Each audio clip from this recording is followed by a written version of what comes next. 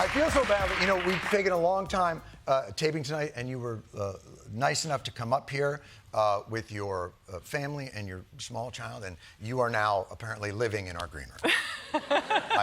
But thank you for being here. Oh, thanks for having me. Jenin, I wanted to talk to you because we are in a moment where consistent courage seems in short supply. You are a civil rights attorney who has been canceled by both the right and the left, which means you must be doing something right.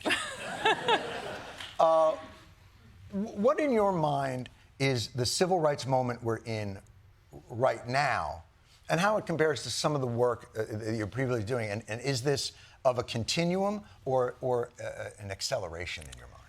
It might be an acceleration. So I've done a lot of free speech work specifically, and I actually sued the Biden administration. That was where I got my start on free speech. Right. But I will say, how they talk about that in law terms? Like, I got my break on a Biden censorship. Sort of. Yeah. I will say I think Trump is worse on censorship and civil liberties generally. Right. But that is not.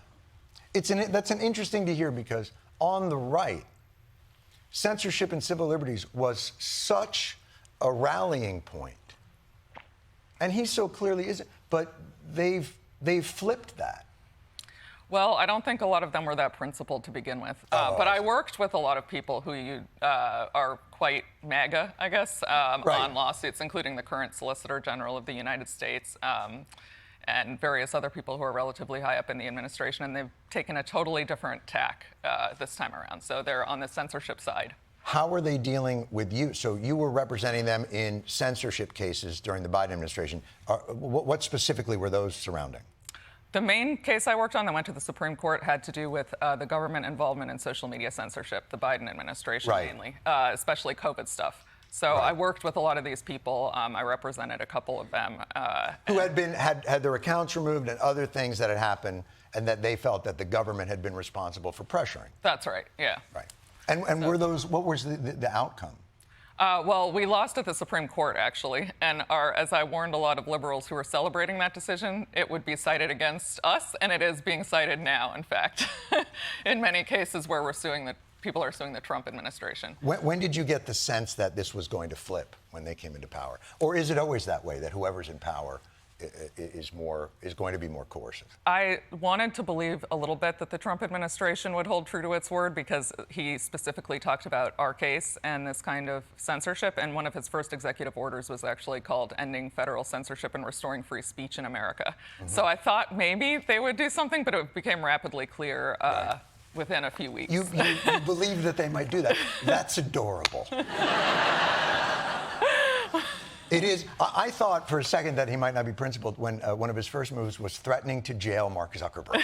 That's when I thought, oh, that doesn't sound like a free speech thing. Now, specifically now, you just recently sort of got a lot of viral attention from, in this case in Minneapolis, you were writing on Twitter about sort of what you thought were the overreaches of the government in this ICE raid and what happened to this Renee Good, the terrible incident.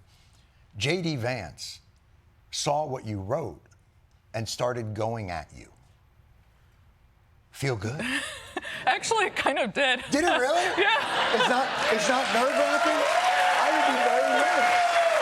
No, actually, I wasn't that. I looked at it and I was like, oh, J.D. Vance quote tweeted me, and he seems to be insulting me. He seems to be insulting everyone. What was the gist of the argument? Where did it split? So I would say two things. He thought that the officers had a right to arrest her and to sort of start the whole confrontation, and also then to shoot her. And I disagree on both those things. I don't think the officers had a right to arrest her and to stop her, or to shoot her, obviously.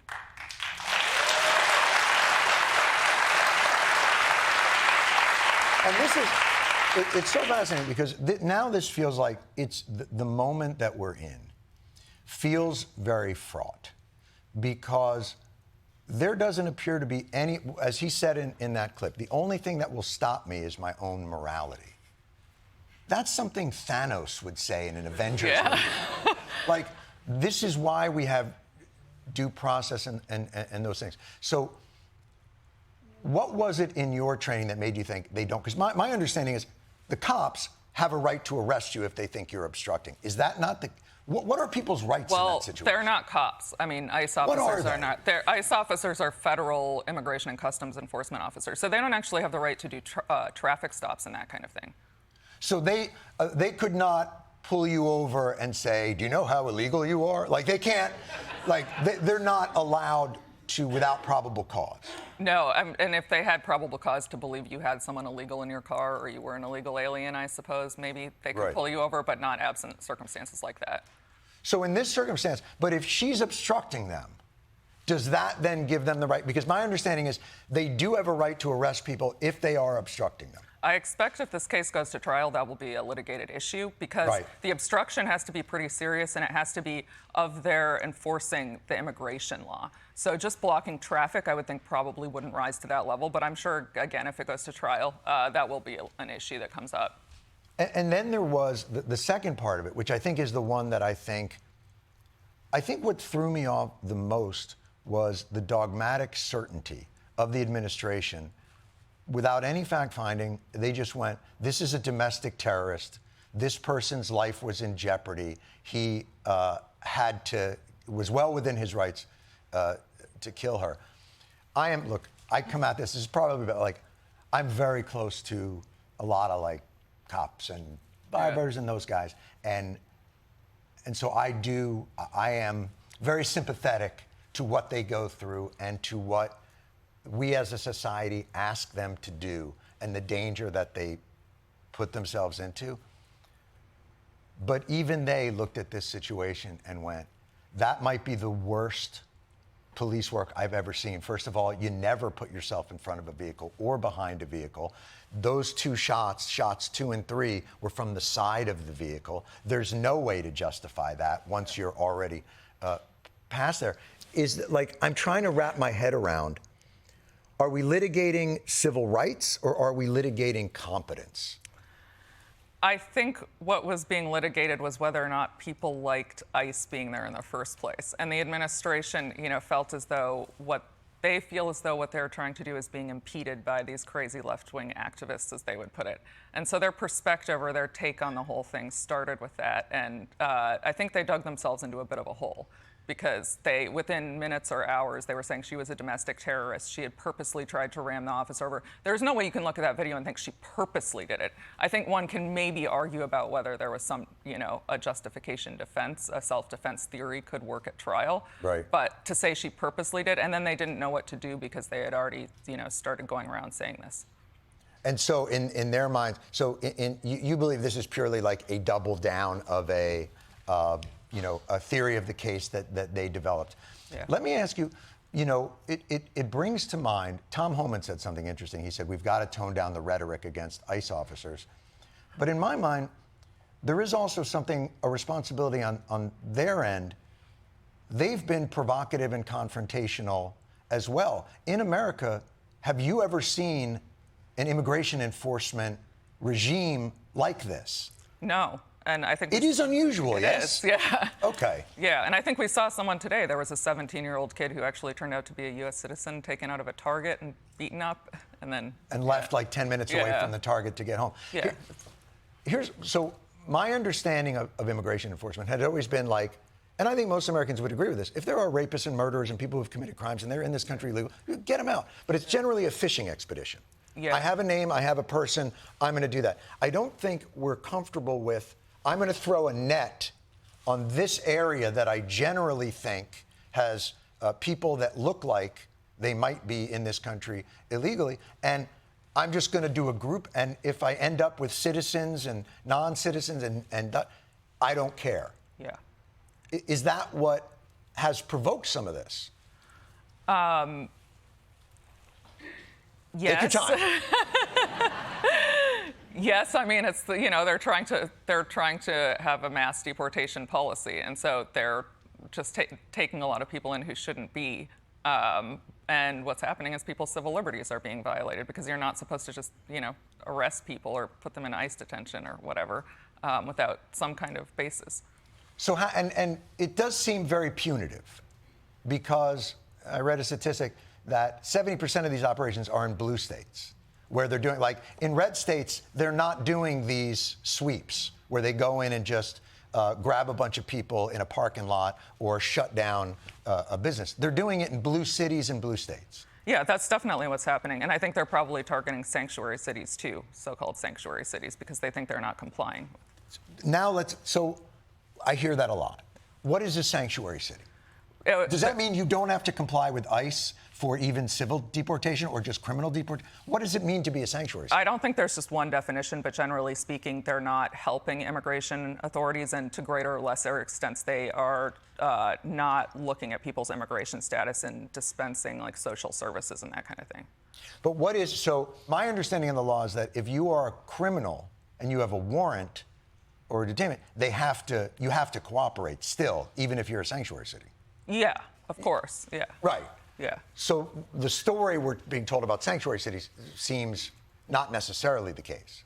Probably it's exaggerated. Yeah. Right. But they are not necessarily complying, and they are not turning people in. So normally, if someone will be flagged in the course of things if they're getting benefits or something, and you're asking for some kind of identification, so they're not turning those people in, or right.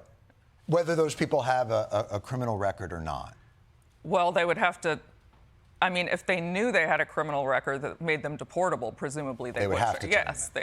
Okay. Yeah. So what can people do if they view? Is this purely a question of, it seems they're primed for a fight, and an escalation of protest is going to be met with an escalation of violent tactics, and the fear is that it's a purposeful provocation into what they would consider the Insurrection Act. That's sort of like the online version of it. In your mind, what's the proper way to go about any of this for citizens that are concerned? Well, that's a very complicated question. Well, that's why I brought an attorney. I mean, I don't know that anyone can resolve this. I think one of the problems is both sides have become so extreme in their rhetoric and their beliefs. I mean, as you pointed out earlier, most of us would agree that people who've committed heinous acts and are not in the country legally should be removed. But I think there's been a dogmatism on both sides, and I think we need to meet in the middle, as should be the case with actually many issues. I mean, the only thing about that is only one side really, though, has the guns and right the authority. now. Because it's, when I look at that video, I don't see both sides in a dogmatic stance. I see a woman, maybe naive, sitting in a car thinking she has to do something and she's going to block something, and a wildly extreme overreaction to that small act of defiance. And then like, I just, when they say like she was radicalized, I just think, well, there are masked gunmen in her neighborhood who she's read about taking 17-year-old kids and pulling them off the street. That wasn't, it didn't feel like, I know what a terrorist attack looks like. Yeah. That was not a terrorist attack. Right. Definitely. But I think one thing that many people on the left are missing is that people on the right, the rhetoric that the administration is using when it comes to immigrants is appealing to them because they truly believe that their lives are worse, and part of the reason is illegal immigrants. I'm not going to weigh in on whether or not that's true. That's not my... Right. But I do believe that there's an ignoring of the problems that working class Americans face is part of the issue, and that the Democratic establishment has been part of that, and that's why there's so much hate. So that's why it locks in. And then even though those are the same people who a few years back would say, I got my guns to keep, I remember, during COVID, like, they made people in Michigan mask for 2 weeks, and like the militia stormed the Capitol and was like, we can't take it anymore. Yeah. These are the same people saying, hey man, it's just guys with guns and masks. Yeah. Why don't you comply? They meant it applied to them, They have the right to fight for their civil liberties, but other people don't. But isn't that the situation? I mean, have you seen any of these Homeland Security, like, website things where they're like, your heritage, your homeland. Yeah. Take it. And I'm like, what the Yeah. There was a new one from the Department of Labor today that was like a Nazi slogan. Was it really? Yeah. So it was like one people, one, I forgot the exact thing. Right. Is some of this based on because Donald Trump's methodology is so coercive and confrontational that he might be able to get the result? What it looks like to me is, you know, sometimes at the end of the month, they say, like, cops are on a quota, so watch out, there's going to be some speed traps. Yeah. It feels like this government said, we got a quota, and it's 3,000 or 4,000 people, and you're not hitting it, so hit it. Yeah. It's like they've incentivized them to be as non-due process and untargeted as possible. Just get as many people as you can. Absolutely, yeah. And that's part of what led to this. I mean, these officers are acting like thugs. They're not trained. You know, they're not acting like normal police officers should. As a civil rights attorney, so who files the lawsuit? I mean, I'm assuming there'll be due process for that, although they've already, and he'll pardon it. But yeah. But like, how do you stop it? Well, the courts have been somewhat good when it came to, and you know, last year when it came to some of the immigration stuff where they were sending people to other countries. But the problem with the courts is that they move slowly. And so the administration can do quite a bit before anybody gets their day in court. And what they do actually is they violate people's rights. And then by the time you get the case to court, they've moved on to something else. Right. You know. So do you see this in your mind escalating or getting slightly, you know, do you see this now as a perpetual escalation? I think it's a perpetual escalation, yeah. And then the way the administration doubled down on what happened here, I think is a really bad sign. If they had said, you know what, this was a horrible situation, we're going to investigate, as they should have done, we don't know what happened, that would be different. But the fact that they immediately decided she was a domestic terrorist and they're continuing with that is, I would say, not a good sign at all. Yeah, I was going to try and end on a hopeful note. I'm the wrong guest for you then. You got nothing? Do you think an election could help? Do you think there'll be an election? Well, I'm not actually super hopeful because whoever wins, we continue to see a denigration of our civil liberties. This administration is very blatant, but the one that came before was kind of bad too. That's why I was suing them all the time. What I would give for subtly invading people's rights. Thank you for being here, and thank you for keeping your principles up and doing the best that you can to try and keep those and protect the people that you think are most vulnerable and need protecting. It really is something to be commended. Thank you. So thank you for being here. Be sure to check out the podcast previously prohibited. Jenin Younes.